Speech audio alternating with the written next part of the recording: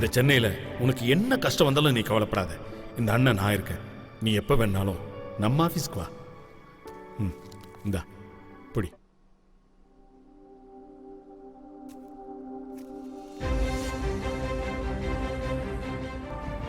அவன் தேனி அல்ல, அடையை பிடிந்து தேனெடுக்கும் மனிதனைக் கண்டு கவலையின்றி பறப்பதற்கு இரத்தமும் சதையும் மட்டுமின்றி உணர்வும் உணர்ச்சியும் உள்ள கலைஞன்.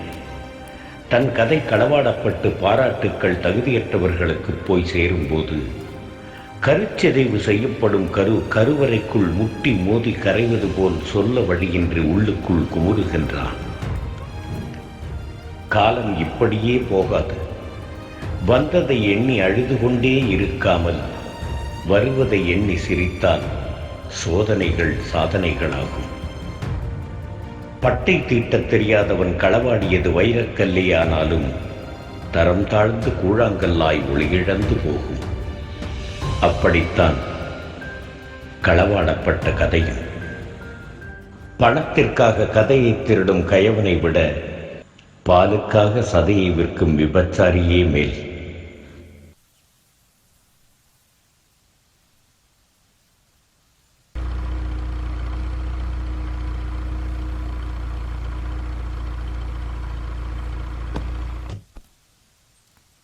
கௌதம் சார், அந்த கார்னர்ல ஒரு பையன் இருக்கான், அவனை கூப்பிடு.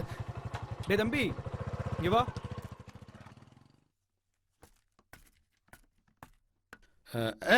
வா வா.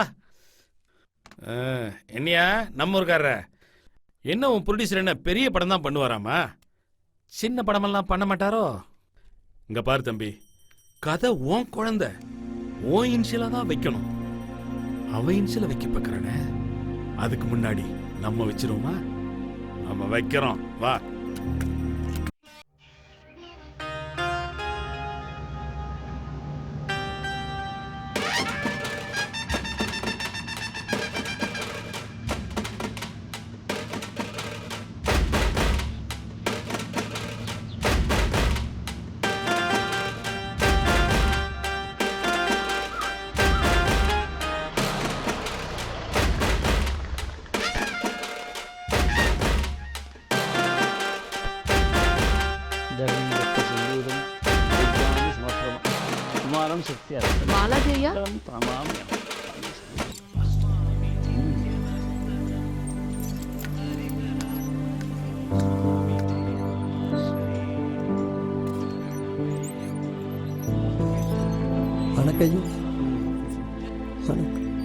ராணி,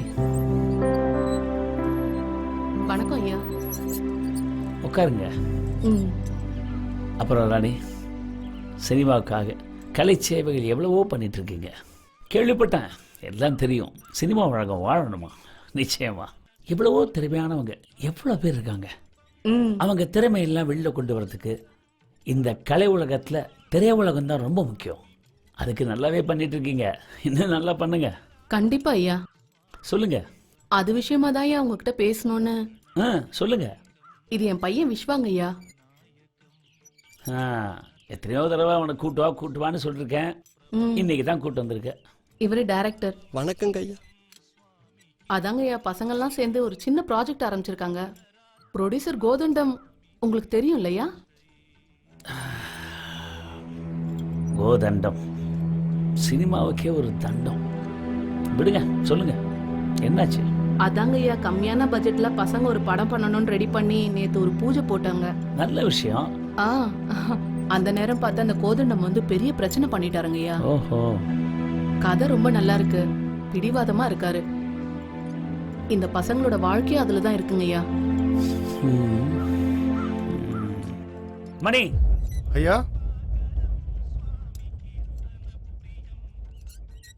சொல்லுங்க ஐயா. மணி, ராணிமா நமக்கு ரொம்ப வேண்டியவங்க.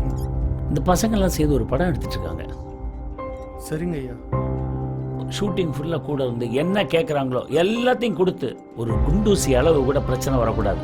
லாஸ்ட் ஷாட் முடிஞ்சு பூசணிக்காய் உடைக்கிற வரைக்கும் கூடவே இருக்கு. புரியுதா? சரிங்க ஐயா. நம்ம படம் எதுக்காகவும் எங்கேயும் நிற்கவே கூடாது. கடைசி வரைக்கும் இருந்து முடிச்சு கொடுக்குறோம். முடியும்.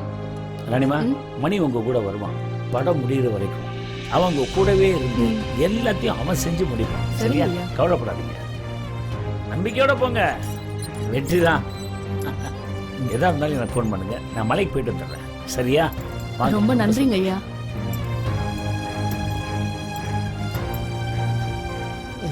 சுவாமி சரணம். தம்பி இங்க வாப்பா. சினிமாக்குள்ள வரும்போது தன்னம்பிக்கையை விட்டுறாதீங்க. நீ எல்லாம் முன்னுக்கு வர வேண்டியவன். மனசு உடைஞ்சா எப்படி? நீ சாதிக்க வேண்டியவப்பா. சாதிச்சு காமிப்ப, சாதிப்ப. தைரியமா போ. வாங்கப்பா, வாங்க.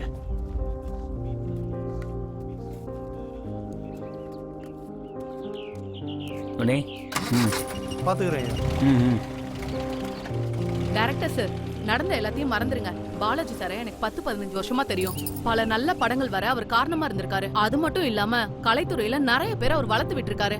இந்த படத்தை அவரே முன்னாடி இருந்து முடிச்சு தரேன்னு சொல்லியிருக்காரு. இந்த படம் தான் என் புள்ள வாழ்க்கையில போட்ட பிள்ளையார் சுழி. படம் பாதியில நிக்கிறதுக்கு நான் கண்டிப்பா விட மாட்டேன். கடைசி வரைக்கும் உங்க கூட இருந்து கண்டிப்பா நான் முடிச்சு கொடுக்குறேன். தைரியமா உங்க வேலையை பாருங்க.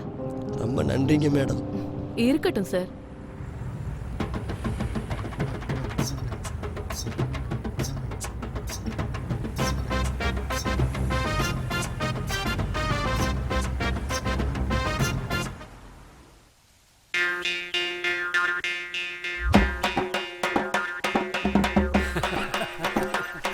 போயிட்டியா? சாப்பிடா. Stop stop stop. ஏய் யோ பெருசே இங்க வாங்க. முதல்ல இங்க குடியா. முதல்ல எல்லாரும் கையை என்ன கொடுங்க. பர்த்டே வா? ஒண்ணு டெத் டே. டெத் டே வா. உனக்கா? அதோ அந்த கர்வாயினி. எங்க பார்த்த மாதிரி இருக்குது.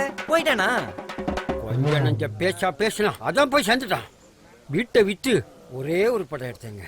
நானே ப்ரொடியூசர், நானே டைரக்டர்.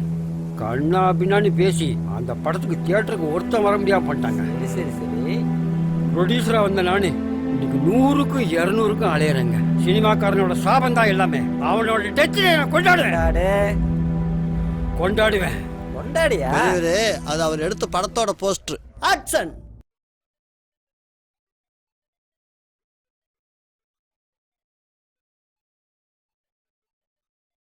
Hello Krishna sir.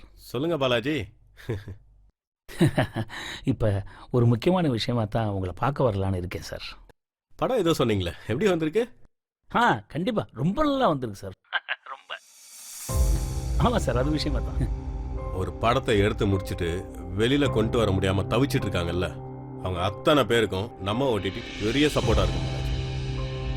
இனி யாருமே தோக்க மாட்டாங்க. நம்ம நிறைய நல்ல சினிமா பண்ண போறோம். எல்லா திறமசாலிகளையும் வெளியில கொண்டு வர போறோம். நிறைய திறமசாலிங்க ஜெயிக்கணும். Thank you sir, thank you so much. எத்தனையோ திறமசாலிங்களுடைய கனவு வெறும் கனவா போயிடக்கூடாது. அவங்க எல்லாரையும் வெளியில கொண்டு வரணும், உங்களை ஜெயிக்க வைக்கணும். அதுதான் என்னுடைய கனவு. சரிங்களா? ஸோ அதனால இது உங்க ஆஃபீஸு, எப்போ வேணா வாங்க. நம்ம ஓட்டிட்டு இருக்கு சப்போர்ட் பண்றதுக்கு. தேங்க்யூ பாலாஜி.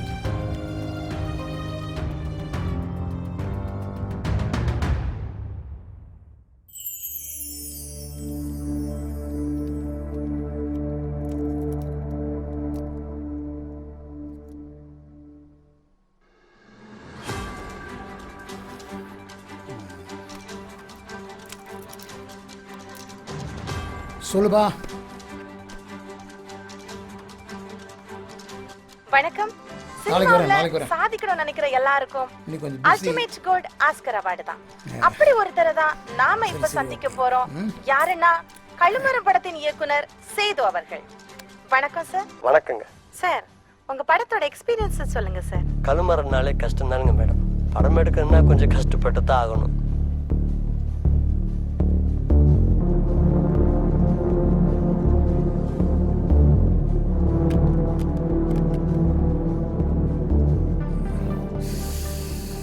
வயிற்றுக்குள்ள இருக்கிற சிசு பிறக்காமையே போயிருச்சுன்னா அந்த தாய்க்கு பிரச்சனை தானே.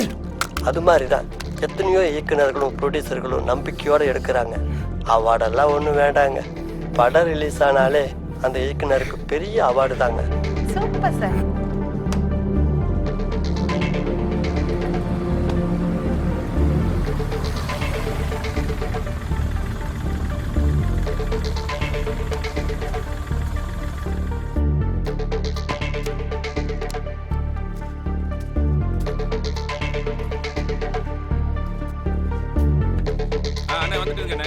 நான் வெளியே வந்துடுறேன். 25 வருஷமா நான் சென்னையில தான் வாடுறேன். எனக்கு எப்படி வாடுறேன் தெரியும். எனக்கு இன்னொரு மூஞ்சி இருக்கு, அதை உனக்கு காட்டுறேன். நீ கண்டிப்பா பாப்ப. சார் தெரியுதா? எப்படி சார் எங்க நம்ம ஆளுங்க தெரியும்? நீங்க தான் டெய்லி புதுசு புதுசா பாக்குறீங்களே. 5-6 மாசமா ஆபீஸுக்கு வீட்டுக்கு நாயா உழைச்சமே 5 பைசா கொடுத்துருப்பீங்களா? வேலைங்கிற பேர்ல மெட்ராஸ்ல கொசு விட எங்களை மாதிரி ஆளுங்களை ரத்தத்தை உறுத்துறீங்க சார். எங்கடையே வேலை செஞ்ச? எங்கேயோ வேலை செஞ்ச? அவனை போய் கேளு. எங்கட வந்து கேட்டுட்டு இருக்க? இல்ல உள்ள ஒன்னதானே இருந்தீங்க, ஒன்னதானே படுத்துனீங்க, ஒன்னதானே படுத்துனீங்க, ஒன்னதானே குடுத்தீங்க, ஒன்னதானே போனீங்க. வேணா சொல்லிட்டேன், வந்துட்டான். ஏன் சார் இப்படி இருக்கீங்க? வேலைங்கிற பேர்ல நீங்க சொன்ன வேலையெல்லாம் செஞ்சோம், விட்டு இருந்தா குண்டியா கூட கழுவிச்சிருப்பீங்க. ஏன் சார் இப்படி இருக்கீங்க? திருந்துங்க சார், இல்லாட்டி ஆண்டவன் உங்களுக்கு சுகர் பிபி எல்லாத்தையும் கொடுப்பா சார். ஏன் சார் இப்படி இருக்கீங்க? திருந்துங்க சார், இல்லாட்டி ஊரோட போங்க சார்.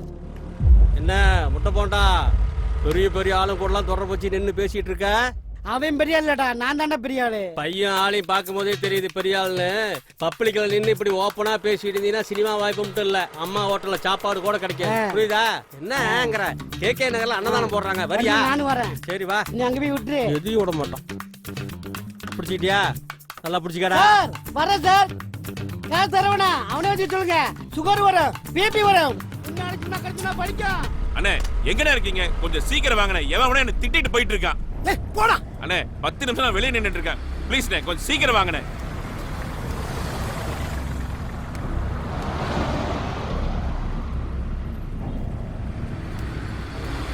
எவன் மூஞ்சில முடிச்சுனா? என்னண்ணே இவ்வளவு நேரம் பண்ணிட்டீங்க? பின்ன என்னண்ணே 10 நிமிஷம் நிம்மதியா காத்து வாங்கலான்னு வெளியே நிக்க முடியுதா? போற வரவன கண்டபடி கரிச்சு கொண்டு போயிட்டு இருக்கான். ஐயோ, இத்தனை வருஷம் நம்ம சினிமால என்னடா பிரச்சனை? உன்னால 10 நிமிஷம் தான் வெளியே நிக்க முடியல, என்னால வீட்டுல 5 நிமிஷம் கூட இருக்க முடியலையா? போர் அடிக்குது, டிவி ஆன் பண்ணா அதுல வந்து உட்காந்துக்கிறான் அவன்.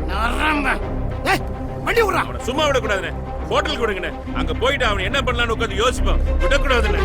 ஐயோ டென்ஷன் ஏறுதுண்ணே.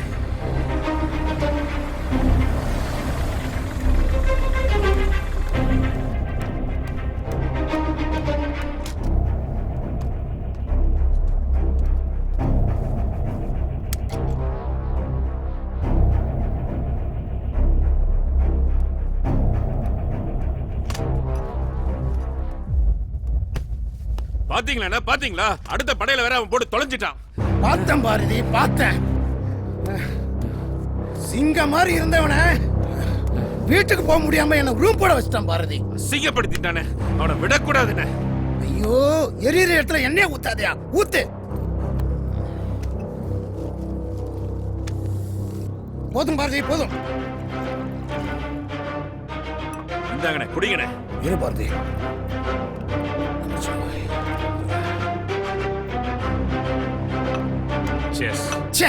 என்னமா எடுத்துக்கிறான் பாரதி. இது மாதிரி 4 இருக்குண்ணே, நம்ம எடுப்போம்ண்ணே. முதல்ல அதை கெடுப்போம். அப்படி சொல்லுங்க. அவ்வளவுதான் காட்ட முடியும், அதுக்கு மேல காட்ட முடியாது. மத்த கம்பெனிகள் காட்டலாம், ஆனா எங்க கம்பெனி காட்டாது.